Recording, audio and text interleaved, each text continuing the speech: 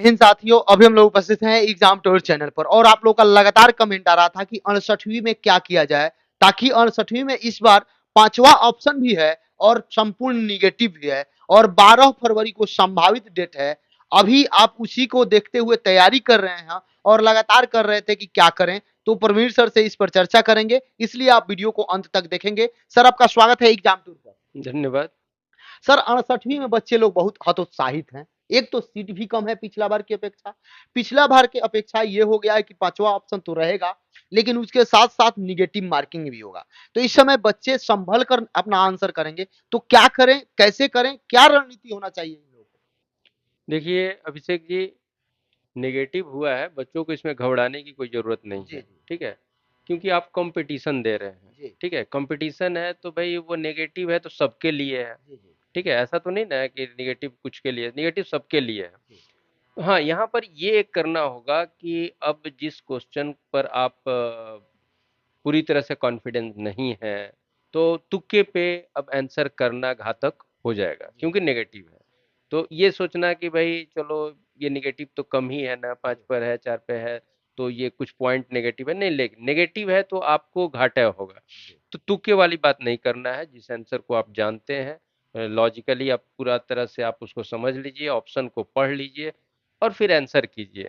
जिसको नहीं जानते हैं उसको करने की ज़रूरत नहीं है।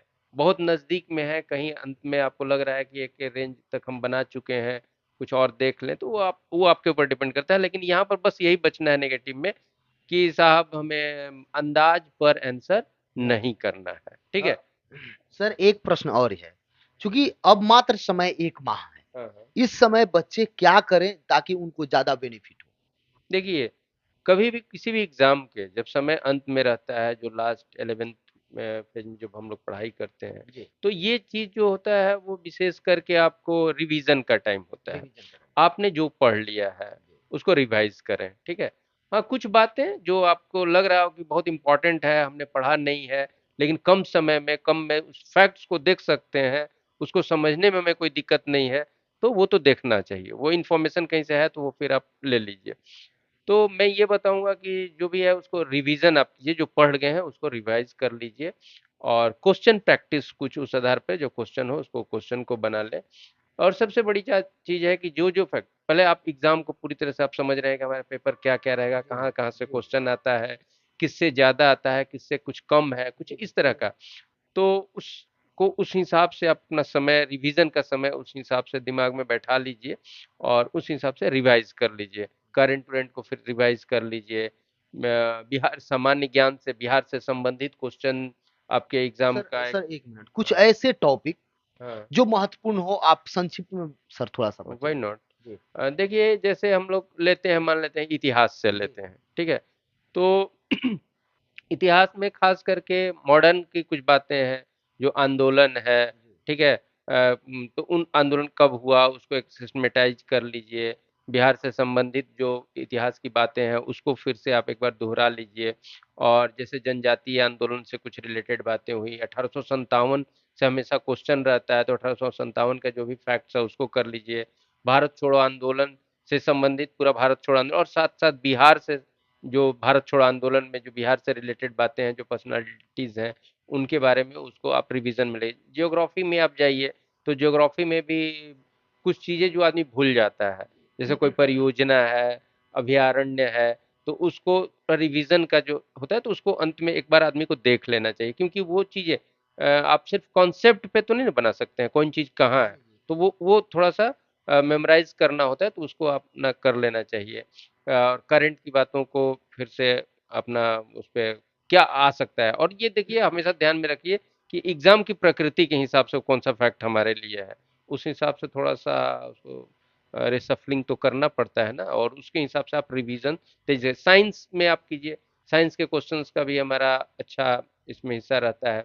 तो साइंस के क्वेश्चंस में आप जैसे ज्योग्राफ़ी में जा रहे हैं, जो इम्पोर्टेंट चैप्टर्स है और उससे रिलेटेड कुछ जैसे कभी-कभी यूनिट टाइम का भी क्वेश्चन रहता है, तो उन सारी चीज़ों को एक बार कर लेना चाहिए फिज़िक्स का। फिज़िक्स में का क्या वैल्यू होता है, जैसे कोई नियतांक का जो बात है, जैसे जी ग्रेविटेशनल जी जी कांस्टेंट का जी वैल्यू क्या है, कैपिटल जी का वैल्यू क्या है, तो आदमी जल्दी में कभी-कभी गड़बड़ कर देता है, वो आप देख लेते हैं। और भी जो भी बातें हैं जो फिक्स है, टेम्परेचर का जो मतलब हम लोग का जब लेते हैं, अलग-अलग थर्मोमीटर है, उसका रिलेशन में कैसे कन्वर्ट करते हैं, तो वो सब चीज़ कभी भूले नहीं। वो थोड़ा कांसेप्ट पे भी है, जो पढ़ा है, जो साइंस बैकग्राउंड का है, तो उसका तो गलत नहीं होगा, लेकिन थोड़ा-सा जो ह्यूमैनिटीज़ बैकग्राउंड से हैं, आर्ट्स से हैं, और उनको थोड़ा रिवीजन कर लेना चाहिए, ठीक है? केमिस्ट्री में है तो जैसे एलवाइज की बात होती है, कौन मिश्र धातु है, क्या है ये, कुछ इंपॉर्टेंट में जो आपका केमिकल फार्मूला है, मॉलिक्यूलर फार्मूला जो है, कुछ आपके कंपाउंड्स का, तो वो बार कभी-कभी पूछता है पिछले क्वेश्चन के हिसाब से, जैसे आपका प्लास्टर ऑफ पेरिस का हो गया, ठीक है? फिर जब आइए बेकिंग सोडा वगैरह का जो हो गया, तो वॉशिंग सोडा का, वो तो ये सब थोड़ा जनरल चीज़ है, तो वो हर बार एग्जाम में जो भी एस्पिरेंट जाते हैं ना, वो देखते हैं, लेकिन उसको थोड़ा रिवीजन में रखिए। इसके बाद की बातें हैं, खास करके बायो में जाइए, तो बायो के चीज़ को रिवीजन करके जरूर जाइए। मैं फिर से एक बार बोल रहा हूँ, बायो का जो भी आपने तैयार किया है नोट्स, उसको रिवाइज जरूर कीजिएगा। और आप समझ रहे हो कि उसमें क्या क्या है, जैसे ग्लैंड्स है, किससे क्या सेक्रेट होता है, ठीक है? और भी ह्यूमन बॉडी के एनाटॉमी से रिलेटेड जो भी चीज़ें हैं, उन सारी बातों को, फिर विटामिन्स हुआ, उसका क्या केमिकल नाम है, जो जनरली आप पढ़ते ही हैं उसको है। मैं सिर्फ बोलूंगा कि इसको एक बार रिवीजन में भी रखिए।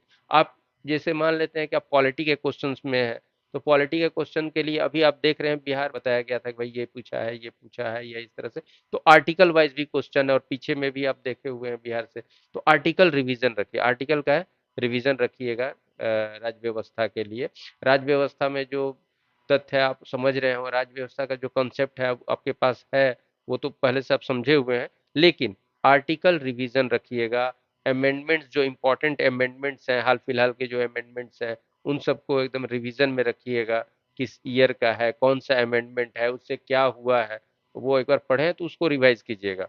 और अनुच्छेद का भी रिवीजन कीजिएगा, और एक रेंज में कि भाई कहाँ से कहाँ तक अनुच्छेद में क्या क्या आता है, उन सारी चीज़ों को। शेड्यूल में भी कभी कभी स्टूडेंट जल्दी में गलत कर देता है, किस अनुसूची की बात है, तो उन सारी चीज़ों को भी कीजिए।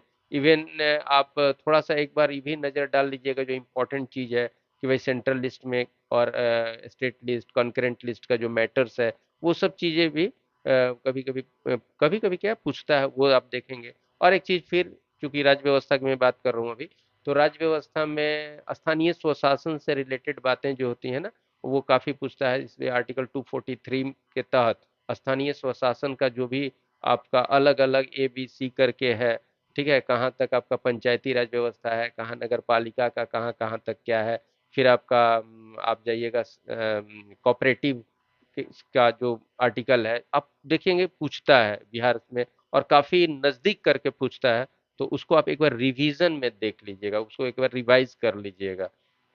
फिर उसी तरह से करंट का करना है। अर्थव्यवस्था की जहां तक बात है, तो आर्थिक सर्वेक्षण को आप देख करके जाएंगे। आर्थिक सर्वेक्षण जो करंट का आर्थिक सर्वेक्षण है, और पिछला आर्थिक सर्वेक्षण को भी थोड़ा सा संक्षिप्त में देखेंगे। बजट को आप देख करके जाएंगे। ये सब बिहार से के रिलेटेड क्वेश्चन के लिए। और नेशनल बजट और नेशनल जो आपका इकोनॉमिक सर्वे है, उसको भी करंट का जो इकोनॉमिक सर्वे और करंट बजट जो है, उसको भी आप रिवीजन करके जाएंगे उसका भी।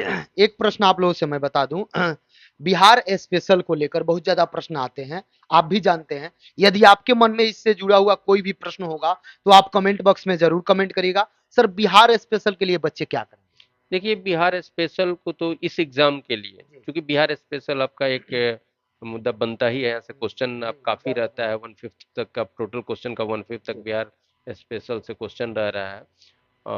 तो मेरा उस मेरा उससे तो उस पे तो अवेयर रहना ही है, और उस पे एक मेरे द्वारा लिखित एक बुक भी आई है, ठीक है, बिहार सामान्य ज्ञान करके, रुक्मिणी प्रकाशन से। तो अभिषेक जी अभी तो नहीं, लेकिन अगले वीडियो में मैं उसके बारे में आपको बताऊंगा, उस बुक की क्या विशेषता है, और बिहार सामान्य ज्ञान से बातें किस तरह से हो, अगले वीडियो में मैं आपको बताऊंगा। देखिए, आपसे बता दें, इस वीडियो में आप इतना ही रहेगा। आप अगर बिहार सामान्य ज्ञान से, यानी कि बिहार के बारे में, बिहार स्पेशल जो होता है, उससे किसी भी प्रकार का कोई प्रश्न होगा, कोई जानकारी चाहिए, तो आप जरूर कमेंट बॉक्स में कमेंट करेंगे, मैं उसको शामिल करूंगा अगला वीडियो में। तब तक के लिए जय हिंद, जय भारत, जय युवा।